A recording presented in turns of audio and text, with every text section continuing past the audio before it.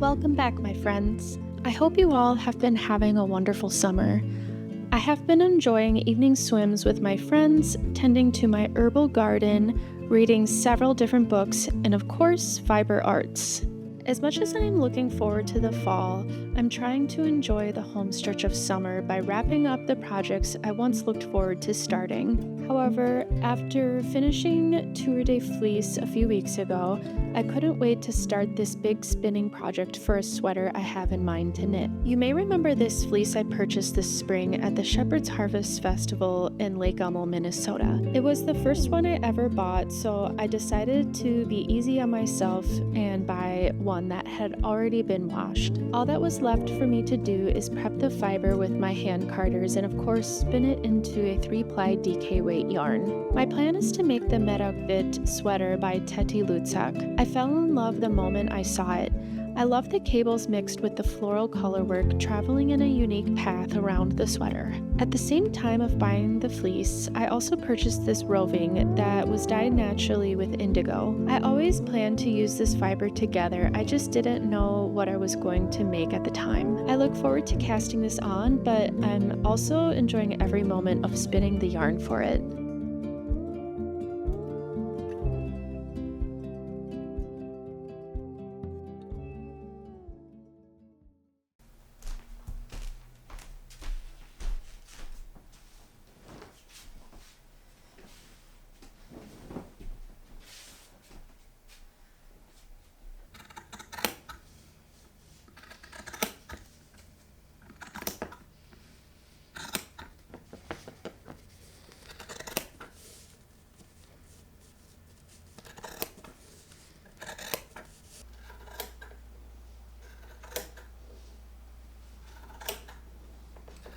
I mentioned last time that I wanted to make the Zamora skirt by Madswick to pair with the Rococo top I made by Sari in Nordlund. I knit that one to wear to my friend's wedding party, which is actually in 3 days from now. So I do have to get going on sewing that, and that's what I'm working on today. I knew the whole time that I wanted to use a shiny green linen fabric. I wanted it to be linen because I knew it was going to be a hot wedding to attend because it's August, and I just love the way that linen feels. And I chose this color green not only because it's going to go really nice with the Rococo top that I knit, which is like a berry red color, but I also envision this to be a really nice color to pair with outfits for the fall, which is just right around the corner. I've seen a lot of examples of this skirt where people used a eyelet lace trim at the bottom of it, and I really like the way that it looks. And I think it would be a really beautiful touch because the top that I knit is lace, and I wanted to add a little bit lace into the skirt to kind of balance out the lace a little bit. So I searched everywhere online, and I really couldn't find any good place to buy the trim except for Amazon because they had the exact color that I needed. So here is the lace that I got, and I think it's going to be a really nice match to this fabric. It's a little bit darker than the fabric, but really it's going to fold down, and I think it'll still be really nice.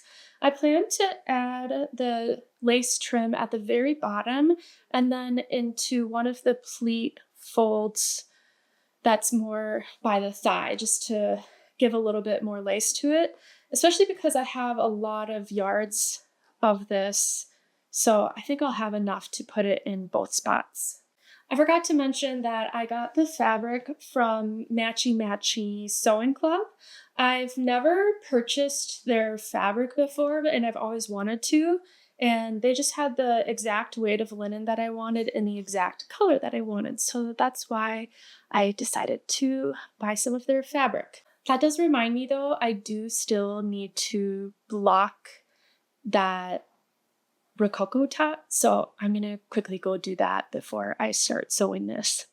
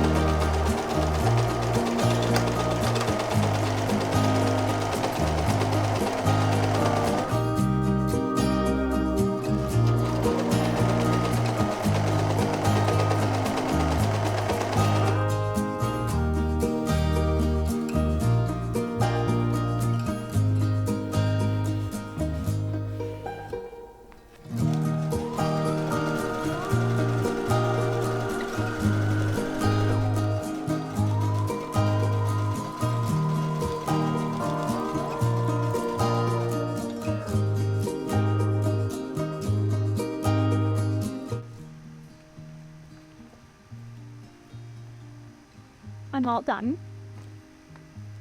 And I love it. You can also get a good look at my shirt too. Here's a close-up of the lace. And I'm just wearing a kind of cream-toned tube top underneath. And that way it's not showing any bra straps. I am so happy with how it all turned out. I'll back up again so you can get a good view of the skirt. Big and flowy. There's a couple tweaks I made to this pattern that I think really made it work for me very well.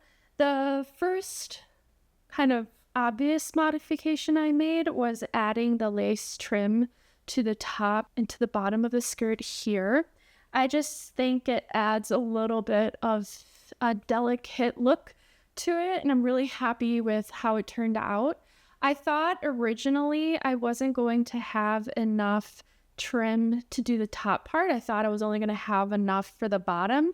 And originally I wanted the second tier of the lace to be under here, so most of the lace was at the bottom, but I did have enough lace to put it up higher where it's technically part of the first tier. So this is the first tier, and then the bottom is the second tier.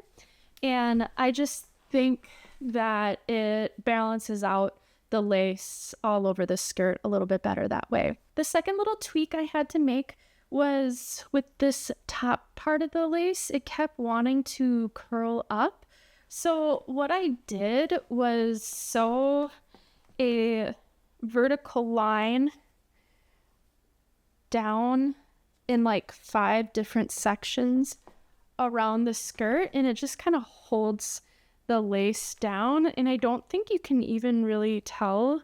I have to snip a little thread here, but really you have to look pretty close to see that there's that little seam there. So that really held the lace down at the top tier. I didn't have to do it at the bottom because it's all loosey-goosey at the bottom. And then the third little change I made was with the waistband. So it's just an elastic waist, and there is an option to add a little bow to the front of it, but I think it's just purely decorative. I have this problem often with like skirts and pants that just have elastic that I've made, where the fabric is so heavy it pulls down the garment and kind of stretches out the elastic. And I even make the elastic quite a bit tighter than it really needs to be. And that was happening with this particular skirt too, because there's a lot of fabric and it's like a mid-weight linen, so it pulls the elastic down, which pulls the waistline down. I really like my garments to be really tight around my waist and not really fall down. I think especially with this skirt, it's like meant to be high-waisted and not really resting on your lower waist. And so what I decided to do was cut 2 holes on the interior of it, and I actually ran a shoelace through it so I can hide it on the inside of the garment. So I'll kind of show you folding it down. You can see this is just my tube top underneath, but you can see how I ran a shoelace through the channel, and that way I can really tighten it up and just tuck it in, and feel like you wouldn't even know that it's there. And then of course you would have seen this tank top now. It finished blocking like a couple days ago, and I love how it turned out. I think the lace work is really pretty. I think the color is gorgeous. I really like the way that it looks together. I feel like a little raspberry bush or something, or maybe blackberry. And yet another great lace knit tank by Sari Nordlund. Again, this is the Rococo top. It's the one summer garment I wanted to knit myself this year, and I'm really happy with it. While we're on the topic of knitting, I do want to show you some progress I've made on some knitted projects that I'm working on. The first one I talked about starting, it is the sweater that my sister chose. A little backstory, she recently had a birthday, and for her birthday, I decided to knit her whatever sweater she chose. And the one that she decided for me to make is the Gingkophyte by Emily Greene, which was in an issue of Pom Pom magazine. That's always so hard to say. I don't know why.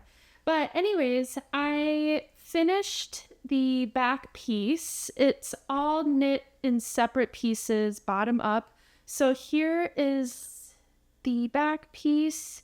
If I bring it closer, you can kind of see the pattern where it's like separate at the bottom and then it kind of comes together. The description says it's like an abstract ginkgo leaf is the inspiration behind the pattern. And then I not just started, but I recently started the front piece, and I'm about halfway from the front. So the front is just exactly as the back. It's just a couple inches shorter than the back piece. And I am genuinely really enjoying knitting this project. I think because it's not plain stockinette, it's just engaging my brain the whole time. And yes, you do have to knit reverse stockinette flat, so there's a lot of purling, but I personally don't really mind purling that much. I am a continental knitter, so I don't know if that makes purling less of a chore to do, but really it's not an issue at all. And I just like having a little pattern in between. It just keeps me engaged the whole time while still having it be like easy knitting while I'm watching TV. I don't have to pay too much attention to it. And she decided that she wants the short sleeve version of it, so I'll barely even have to knit sleeves on it once it's all done. The yarn that I'm using is one that I've always wanted to try, and it's the linen quill from Purl Soho. And the particular color that she chose is fresh nutmeg. I think she really wanted just like a classic color that she'll never get sick of, and like neutrals are always a good route to go, and they go with so many things in her closet. But yeah, I'm really enjoying this yarn. Like I said, I've always wanted to try it. I remember a couple years ago there was like a big craze where a lot of people were knitting the half and half shawl with linen quill from Purl Soho, but I personally I know myself, I cannot knit that much just plain knitting. I'll get so bored. So I never really found an opportunity to knit with this yarn until this sweater, and it worked out to be a really good base for it. And I like that it's very like woolly forward. It's definitely not a summer weight yarn, and I don't think my sister was even planning to wear this particular sweater in the summer. She wanted it more as like a layering piece where she can wear like a long sleeve shirt under, possibly. So I think it'll be a good transitional to even winter piece with the right layering underneath it. Really like this yarn. I would definitely love to make something for myself with it too that I can wear. And of course they have a lot of beautiful colors available. And I recently became an affiliate for Purl Soho. So if you're ever thinking you need to make a purchase with Purl Soho, if you use the link in my description below, I'll get a little kickback from it. It's a really easy way to support my channel, and you get something out of it as well, like fun new yarn or tools. But yeah, I just wanted to put that out there. And I have just been like monofixated on this project because I really want to get it done as soon as possible, because I know if I set this down, it's going to be a long time before I pick it back up. And since my sister's birthday was back in May, I really want to get it to her as quick as I can. And it's been motivational because as soon as I'm done with this top, I'm going full fall knitting, and that's just my motivation to get this done. But I think I'm making pretty good time on it. I started this probably about a month ago, and I'm using US 2. No, I went up to US 4 needles. I did have to go up a couple needle sizes because my gauge swatch was too small. But even so, it's fingering weight yarn, and it takes a while. And I realized the last few projects I've made have all been with fingering weight yarn. So I'm just like really eager to cast on. Even DK would feel chunky at this point in time, but I do have some projects that I have planned. I'm not going to go over it now, but they are using like worsted to air and weight yarn, and I'm really looking forward to just knitting on a chunkier weight. But yeah, that's the Gingkophyte that I'm working on. And then I have another project. It's a pair of socks that I showed last time, and I have since finished one of the socks and started the other. I don't have my sock blockers near me, so excuse it's a little wrinkled, but here is the sock that I made. And this is a pattern that I just came up with myself. I had no intention of turning it into a sock pattern, but I can kind of walk you through how I constructed it. So first of all, I cast on 70 stitches, I believe, on US 1 in this contrast color. And then I did a corrugated rib alternating with the contrast color knit and then the main color purling. And a few people were concerned that this wasn't going to fit over my feet, but it is like really stretchy, and I've tried it on and it gets over my feet no problem at all. But I totally get the concern because I myself have been burned a few times knitting colorwork socks where it doesn't fit over my feet. And I think what's working for me, because I did start this and at one point it wasn't going to fit, and I decided to hold my yarn differently. So I'm holding, when I hold the colorwork, I hold both strands in my hand. I can show you actually.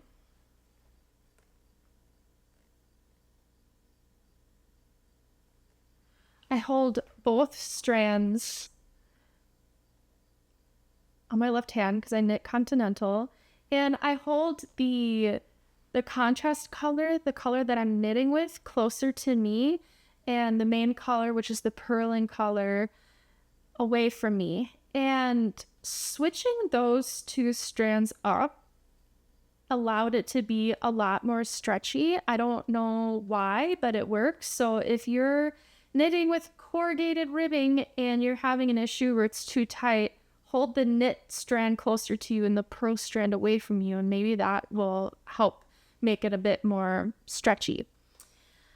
As you can see, I am starting the second sock here. I'm still on the leg. It's been slow going because, like I said, I've been like focusing on that other project, and this has been my project that I keep in the car, but lately I've been running late to work every single day, so I don't have that time before work when I'm waiting to go in to work on the sock. So I don't know. I do have a trip coming up, that like a camping trip, that I'll be able to get a lot of knitting done, and I definitely plan on bringing this and hopefully finishing it while I'm up there. But back to the construction. So that was a little bit of a tangent. I have the corrugated ribbing here, and then once I reached the length that I liked, I immediately started the heel flap and gusset, and then, did all of that, and then did a solid for the contrast toe. And it's as easy as that. I am using yarn from Farmer's Daughter Fibers Sock Squad. If you're a regular around here, you know that I have been receiving that monthly that I pay for, and I'm having so much fun with the colors that they're sending. I really like working with their sock yarn too. It holds up really well from what I've been able to wear so far. But yeah, this is the July colorway, And I do have the color right here. Nope, that's February. Okay, I don't have the tag right in front of me, but it is July's. And when I saw this colorway come out, I just needed to cast on right away. I love this denim-y white speckle, and I think it was just genius pairing it with this like kind of brown color. I love it, and I'm really excited to wear it. And I think it'll look cool having this leg stick out of pair of boots, and like that's all you see. But then of course when I'm wearing them on their own, it's just, I don't know, it's a lot of fun. I'm having fun. So yeah, those are the 2 knitting projects that I'm working on, and hopefully by the next time we chat I'll have my sister's sweater finished and I can show you that in completion, and what the fun fall knitting that I will have coming up.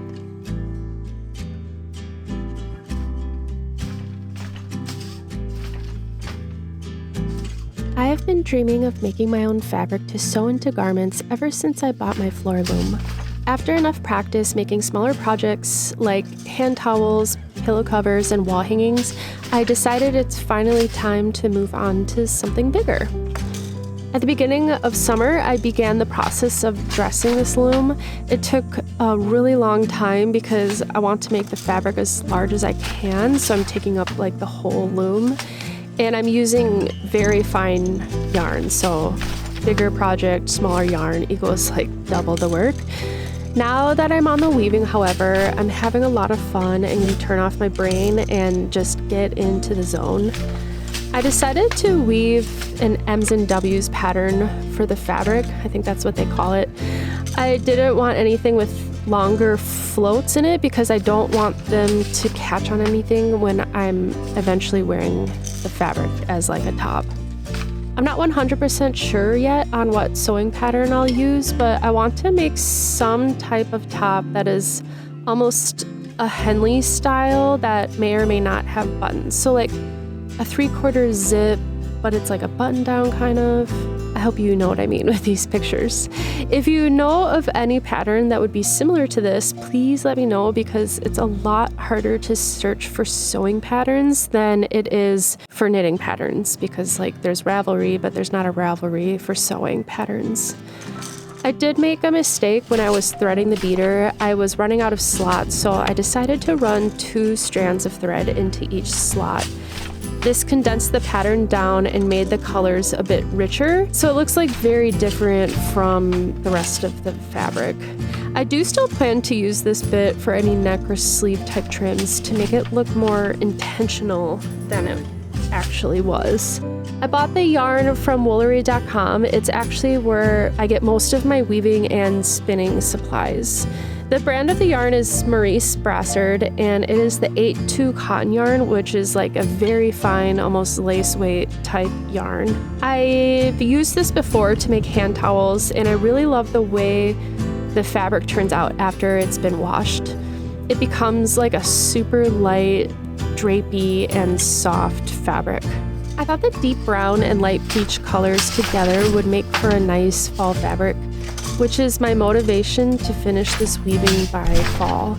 It would be so nice to wear whatever I sew this into for next season.